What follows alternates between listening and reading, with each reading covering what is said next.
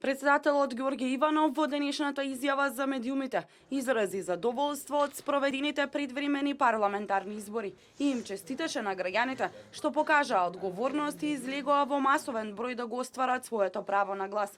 Во своето обраќање Иванов нагласи дека не смее да се дозволи да не се почитува волјата на граѓаните.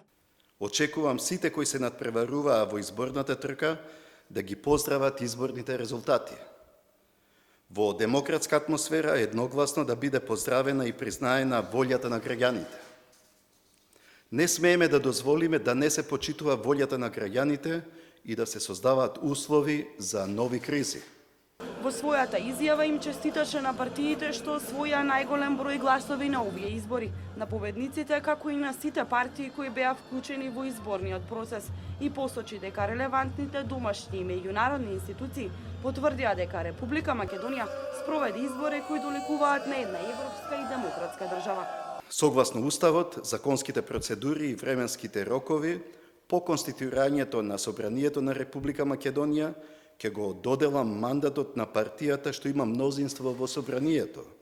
Потоа, очекувам во најбрзо време да се формира и новата влада на Република Македонија.